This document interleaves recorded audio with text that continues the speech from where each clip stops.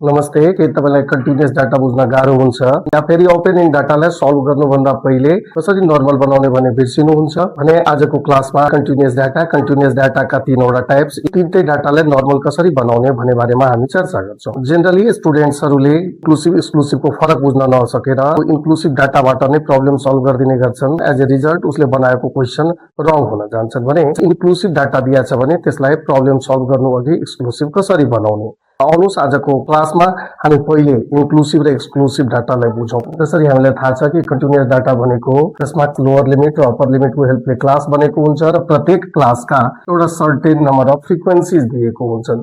भने क्लास र फ्रिक्वेन्सीको डाटालाई हामी कन्टिन्युअस डाटा भन्छौं। अब हेरौं कि दुईटा कन्टिन्युअस डाटा यहाँ हामी राख्दै छौं, दुईटैमा क्लास पनि छ र त्यसका करस्पोन्डिङ फ्रिक्वेन्सीजहरू पनि दिएका छन्। यानी एक्सक्लुसिभ र इन्क्लुसिभ कन्टिन्युअस डाटालाई पहिले चिनौं, त्यसपछि हामी त्यसलाई करेक्सन गर्ने कोसिस गरौँला। ओके, यहाँ तपाईं हेर्न सक्नुहुन्छ यदि मार्क्स दिएको छ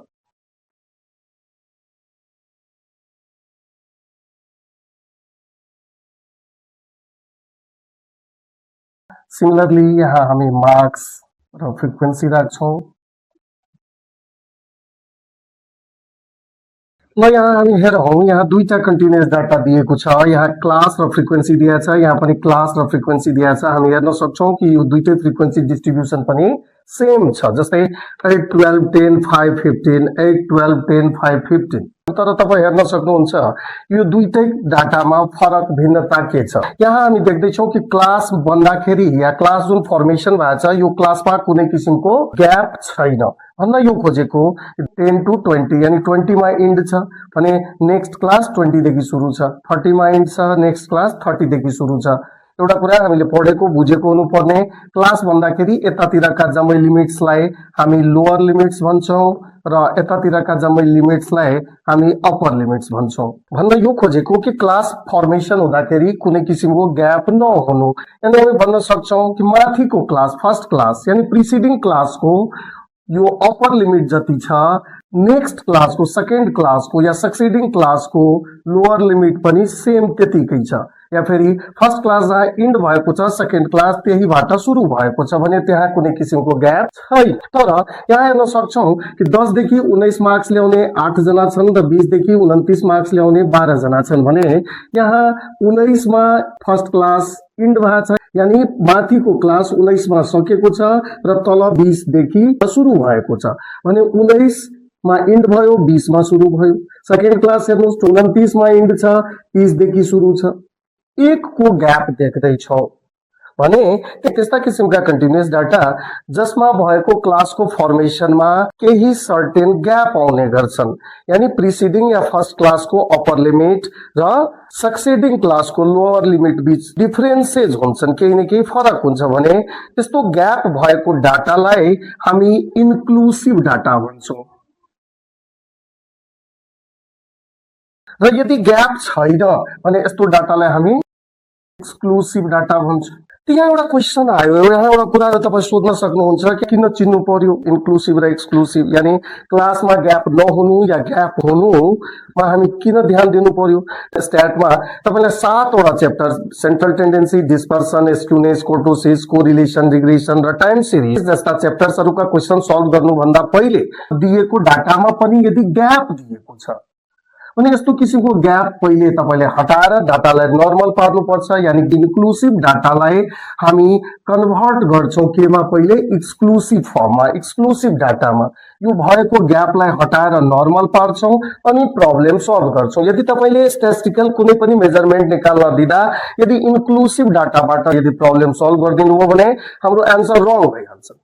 जेनरली हाम्रो यो जुन एन्सर आउने हो त्यो एन्सर 0.5 ले बढ्न जान्छ।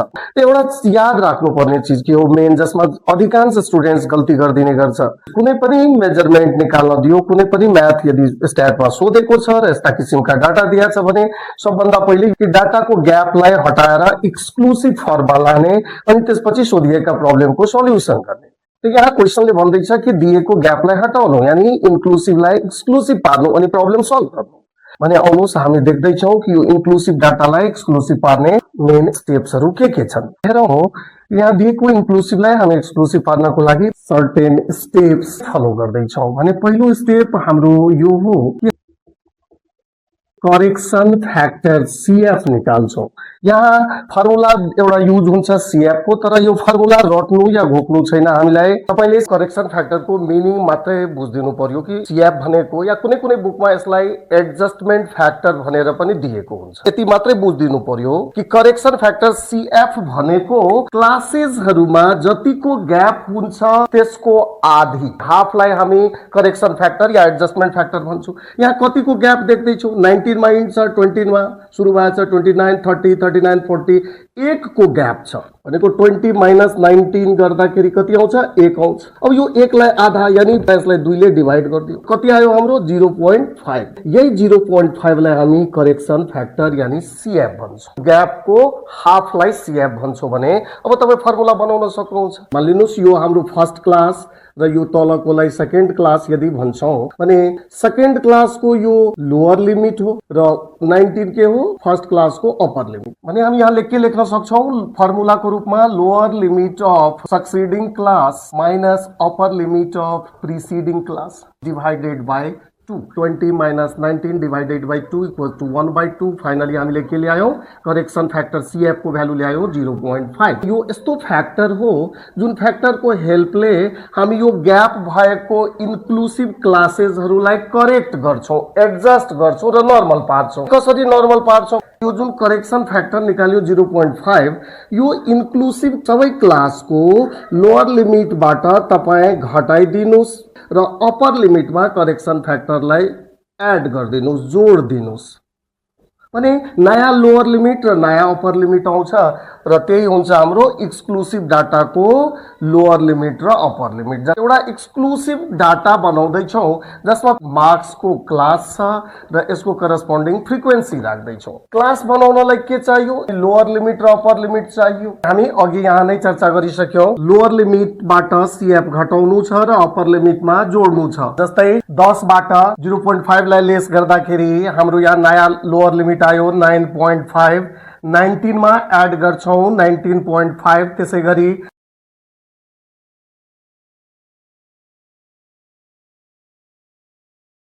फाइनली 49.5 टु 59.5 अनि फ्रिक्वेन्सीलाई हामी जस्ताको त्यस्तै राख्छौं। अब तपाई यहाँ हेर्न सक्नुहुन्छ यो क्लासमा हामी ग्याप देखिरहेका छैनौं र यो इन्क्लुसिभलाई एक्सक्लुसिभ बनाउने यही हामीले प्रोसेस युज गर्नुपर्छ। यदि थ्योरेटिकली बुझ्न चाहनुहुन्छ भने स्टेप सेकेन्डमा लिमिट्स भनेको lower limit and upper limit of exclusive data given limits of inclusive data र प्लस माइनस सीएफ राख्छौं। यहाँ दिएको लिमिट जुन छ त्यसमा सीएफ लाई घटायौं भने लोअर लिमिट आउँछ र सीएफ एड गर्दियौं भने हाम्रो अप्पर लिमिट आउँछ। इन्क्लुसिभ र एक्सक्लुसिभ बनाउने यही हाम्रो प्रोसेस हो। हामीले यति प्रोसेस र यति स्टेप्सहरु देखाउन जरुरी छैन। यदि सोधिएका क्वेशनमा तपाईले इन्क्लुसिभ पाउनु भएको छ, ग्याप को क्लास पाउनु भएको छ, लेख्न सक्नुहुन्छ by changing the given inclusive data into exclusive र आफैले यो क्याल्कुलेट गरेर ग्याप जेनरली 1 को हुन्छ, त्यो 1 को ग्याप को आधी लिन्छौ 0.5 र लोअर लिमिटबाट घटाउँछौ, अप्पर लिमिटमा जोड्छौ र नयाँ क्लास बनाउँछौ जो कि हाम्रो एक्सक्लुसिभ क्लास हुन्छ अनि सोधिएका क्वेशनलाई हामी सल्भ गर्न सक्छौं। त्यसो भए एउटा चीज के याद राख्नु पर्यो भने कुनै पनि प्रब्लम सल्भ गर्नु भन्दा पहिले डाटामा ग्याप हुनु हुँदैन, यानी डाटा सधैं एक्सक्लुसिभ फर्ममा हुनु पर्छ। ल भने यो प्रोसेसबाट तपाईले ट्राई गर्नुस्, बुक्सका या क्वेशन बैंकका केही क्वेशन्सहरु बनाउनुस्। हामी अर्को नयाँ क्लासमा कन्टिन्युअस डाटाको तेस्रो टाइप्स ओपन एन्ड कन्टिन्युअस डाटालाई कसरी चिन्ने र त्यसलाई कसरी नर्मल पारेर क्वेशन सल्भ गर्ने भन्ने चर्चा गर्छौं। आशा गर्दैछु कि तपाईले यो इन्क्लुसिभ र एक्सक्लुसिभ को कन्सेप्ट राम्ररी बुझ्नु भयो होला। तबसम्मको लागि धन्यवाद।